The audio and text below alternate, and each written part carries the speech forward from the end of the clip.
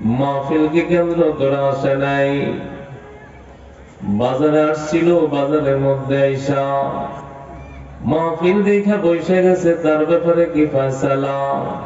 ও মুসলমান ইমানদার, ও নবীর উম্মতের দল, আল্লাহ তাআলা ডাক দিয়া বলে, ও ফেরেশতারা কি বলতে চাও? ফেরেশতারা ডাক দিয়ে বলে, আল্লাহ মাথার তালু থেকে পায়ের তালু গুনার ময়লা দিয়ে মাথায় ফেলছে। ওই বান্দা মাহফিলকে কেন্দ্র করে আসে নাই, এই মাহফিলের মধ্যে বসে গেছে। তার ব্যাপারে কি ফয়সালা? আল্লাহ তাআলা ডাক দিয়ে বলে, ফেরেশতারা আমার বান্দারা বাজারের মধ্যে ধান বিক্রি করার জন্য নেয় কিনা? ওই ধানের ভিতরে দুই একটা সিটা শোষা থাকে কি থাকে না? জোরে বলেন। ধানের মন যদি 1000 টাকা মনে বিক্রি করা হয়, ওই সিটা শোষার মূল্য কত টাকা মনে বিক্রি হলো? হুমুল জুলাসাউ লা ইয়াসফা জালিসুহুম। ও মুসলমান ইমানদার, উলামায়ে কেরামের মজলিস তো সব সময় পাওয়া যায় না, আল্লাহ ওয়ালাদের মজলিস তো সব সময় পাওয়া যায় না। চা দোকানের মধ্যে বসলে টিভি দেখতে পারা, টিভি দেখার দ্বারা আমলনামা গুনাহ দিয়া বাড়ি হয়। ও মুসলমান, বাজারের মধ্যে গেলে গীবত শেখাত হয়, নেকের মজলিস তো অনেক কম পাওয়া যায়। আল্লাহ রাসূল ডাক দিয়ে বলে, ও উম্মতের দল, আলাইকুম বিমুজালাসাতিল উলামা। উলামায়ে কেরামের মজলিস যেখানে পাইবা সেখানেই নিজেকে বসা আবশ্যক বানায় ফেলবা।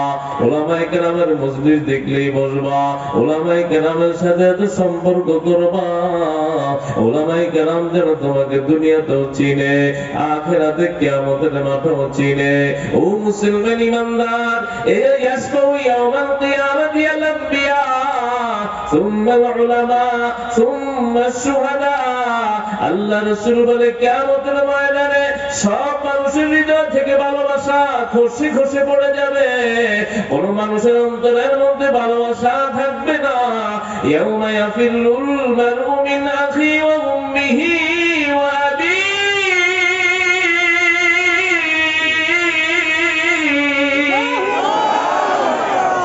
আল্লাহ পাক বলে, কেউ কারো খবর নিবে না। মা সন্তানকে ভুলে যাবে, সন্তান মা বাবাকে ভুলে যাবে। ওই কঠিন মুসিবতের ময়দানে তিন দল মানুষের অন্তরে মানুষের ভালোবাসা থাকবে, উম্মতের ভালোবাসা পাগল পাড়া হয়ে যাবে। এক দল হলো আম্বিয়ায়ে কেরাম, জোরে করে আল্লাহু আকবার। সমস্ত আম্বিয়ায়ে কেরাম উম্মতের সুপারিশের জন্য পাগল হয়ে আল্লাহ তাআলার কাছে যায় বলবে, আল্লাহ আমার উম্মতকে মাফ করে দাও, আমার উম্মতকে মাফ করে দাও। ও মুসলমান ইমানদার, হয়তো নবী আমরা দেখি নেই, 1450 বছর আগে নবী চলে গেছে, ঠিক না ঠিক? এই নবীর দায়িত্ব এখন এই উলামায়ে কেরাম পালন করে, কোনো প্রয়োজন নাই এখানে আপনাদেরকে ওয়াজ শোনানো, এত আয়োজন করা। কি পরিমাণ কষ্ট তারা করেছে আমি বুঝতে পেরেছি। বারবার বারবার করে ফোন দেয়, 5 মিনিট 10 মিনিট পর পর ফোন দেয়, আর বলে, হুজুর কতটুকু আসছেন, কতটুকু আসছেন। তখন আমি বুঝলাম তাদের অন্তরে উম্মতের কত মায়া। উম্মত না জানি ভাঙ্গা যায়, না জানি উম্মত চলে যায়, না জানি উম্মত হেদায়েতের কথা থেকে বঞ্চিত হয়ে যায়। এই মায়া পৃথিবীর কোন নেতা নেত্রীর অন্তরের মধ্যে নাই, পৃথিবীর কোন নেতা নেত্রীর অন্তরের মধ্যে নাই।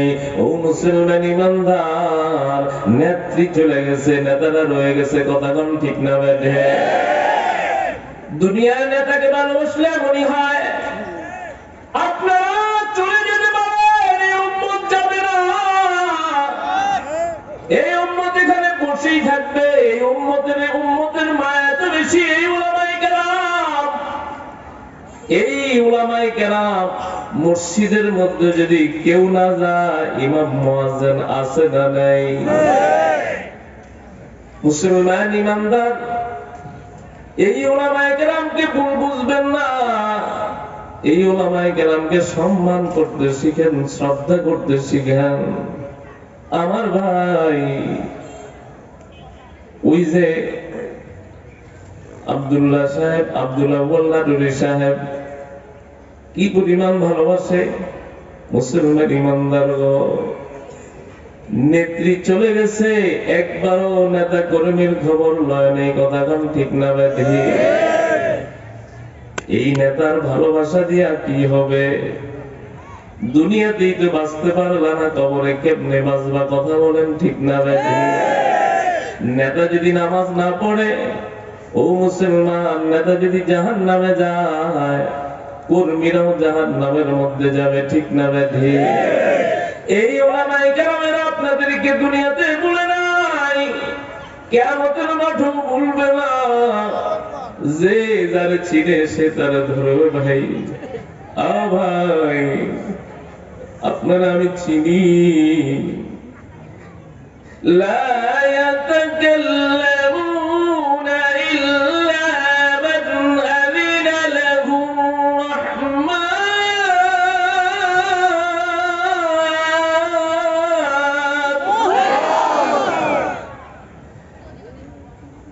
لا يتكلمون إلا من أذن له الرحمن।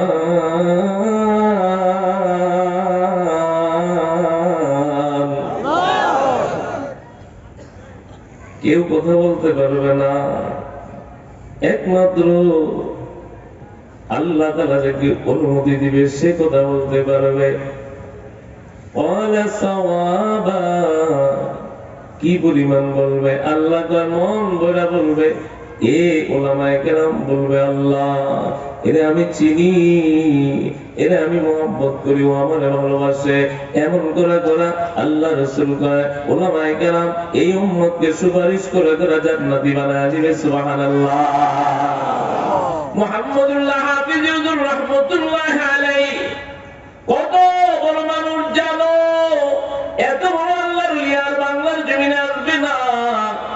ও মুসলমান ইমানদার, এই মুহাম্মদুল্লাহ হাফিজ হুজুর রাহমাতুল্লাহ আলাইহি এই উম্মতকে নিয়া, বিশাল জামাত নিয়া আল্লাহ রাসূলের কাছে যাবে। ও পয়গম্বর, এরা আপনাকে দেখে নাই, এরা সাহাবায়ে কেরাম দেখে নাই। ও মুসলমান ইমানদার, আপনাদের এই উত্তরবঙ্গের একজন সোনালী মানুষ, সূর্য সন্তান ছিল আবু ইউসুফ নিজামী রাহমাতুল্লাহ আলাইহি। ঠিক না বেঠি? এত বড় মানুষ আর পাইবা না রে মুসলমান ইমানদার।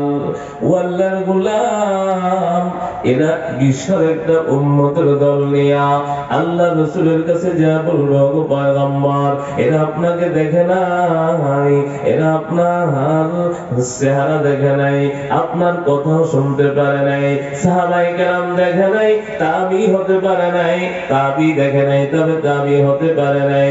তবে এরা এই উম্মতের চেহারা দেখা, এই উম্মতের কথা শুইনা মাথায় টুপি দিছে, মুখের মধ্যে লম্বা দাড়ি রাখছে, গায়ের মধ্যে লম্বা জামা দিয়া মানুষ দুনিয়াতে খারাপ বলছে।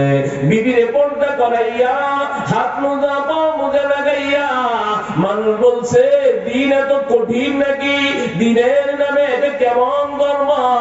তারপরও এরা আপনার দিন আর শরীয়তকে অনুসরণ অনুকরণ করিয়া দুনিয়ার মানুষের গালমন্দ শুনিয়া তারপরও দিন ছাড়ে নাই, দাড়ি কামায় নাই, মাথার থেকে টুপি পালায় নাই।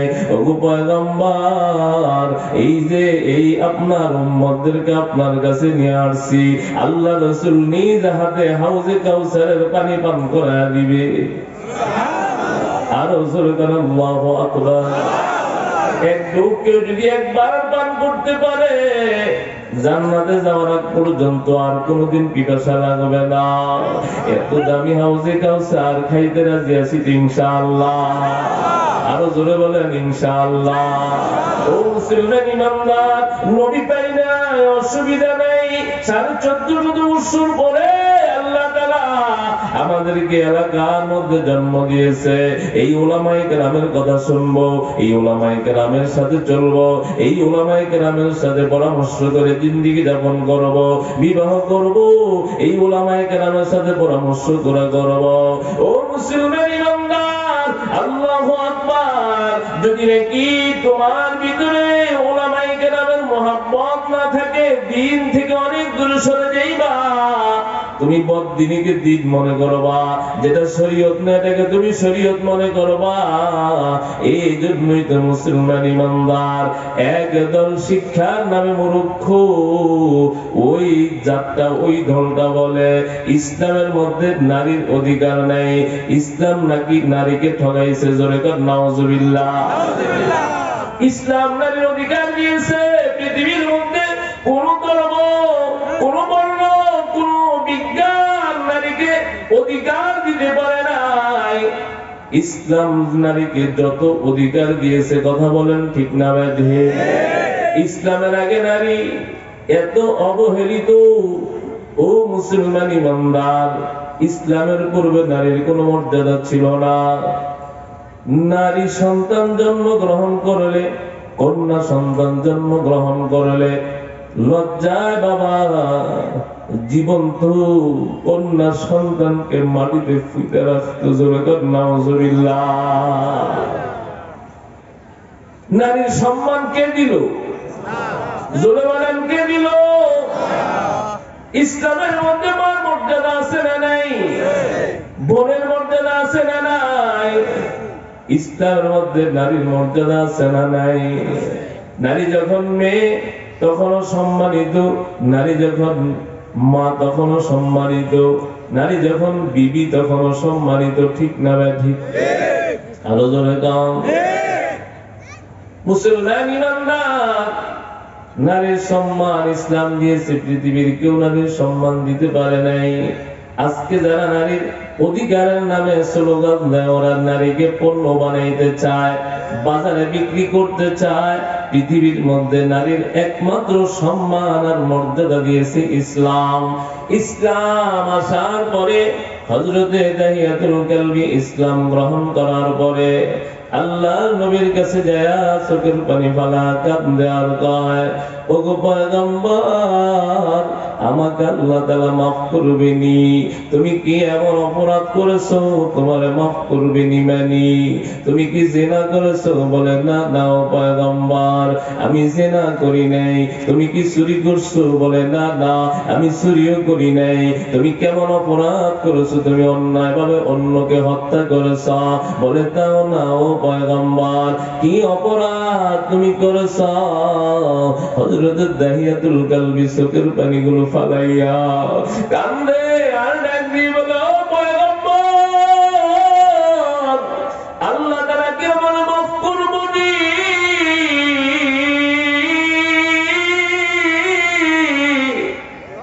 ওগো নবী, আমারে অপরাধ কি আল্লাহ তাআলা মাফ করবেনি? আল্লাহর নবী ডাক দিয়ে বলে, কি এমন অপরাধ করছো রে দাহিয়া? দাহিয়াতুল কালবি ডাক দিয়ে বলে, পয়গম্বর, আমার যত কন্যা সন্তান হয়েছে, আমি জীবন্ত লজ্জায় আমার কন্যা সন্তান গুলোকে জীবন্ত মাটির নিচে পুঁতে রাখছি। ও পয়গম্বর, আমি ব্যবসার কাছে বহু দূরে গিয়েছিলাম, বহু দূরে গেছিলাম। ওই সময় আমার স্ত্রীর ঘরে একটা সন্তান ছিল। আমি স্ত্রীকে যাওয়ার সময় নসিহত করে গেছিলাম, ও বিবি, এই সন্তান যদি ছেলে সন্তান হয় বাঁচা রাখবা, আমি তো পারবো না দেখতে বহু দূর। যদি কন্যা সন্তান হয়, আমি এই লজ্জা লুকাবো কোথায়? আমি এই সন্তানটাকে জীবিত দেখতে চাই না গো নবী। আর নবী এই কথা বলিয়া আমার বিবিকে বলছি, ওকে জীবন্ত মাটির নিচে পুঁতে রাখবা, যদি জীবন্ত তুমি নাও পারো গলায় টিপিয়া তাকে হত্যা করে ফেলবা। জোরে কর নাউজুবিল্লাহ। ওগো পয়গম্বর, ও পয়গম্বর, আমি 4 বছর পরে যখন ব্যবসার কার্য সমাধা করিয়া আমি বাড়িতে আসলাম, আসার পরে আমার বিবিকে জিজ্ঞাসা করলাম কি সন্তান হয়েছে। আমি বলছিলাম ও স্বামী, আমার বিবি বলছে আমার কন্যা সন্তান হয়েছে, জীবন্ত মাটির নিচে পুঁতে রেখেছে। ও সাহাবী, কেন এমন ঘটনা ঘটাইলা? বলো গো পয়গম্বর, আমি একজন বংশীয় মর্যাদাবান মানুষ, আমার মেয়ে সন্তানটা যখন বড় হবে আমি তাকে বিবাহ দিব, সে অন্যের ঘরের স্ত্রী হবে, সে মানুষের বাড়িতে কাজ করবে, সে উঠান ঝাড়ু দিবে, মানুষের জন্য খানা পাকাইবে, এটা আমি নিজের জন্য অপমান বোধ করি। জোরে কর নাউজুবিল্লাহ। ও মুসলমান ইমানদার, আল্লাহু আকবার, তাহিয়াতুল কলবি চোখের পানি বাড়াইয়া নিজের মুখটা বাসায় ফেলছে, নবী, নবী। আমি খাওয়া দাওয়ার পরে 1 দিন 2 দিন 3 দিন গেছে, আমি একদিন ঘরের ভিতরে ঢুকে দেখি একটা 4 বছরের কন্যা সন্তান। এত সুন্দর মেয়ে সন্তান জীবনে আমি আর দেখি নাই।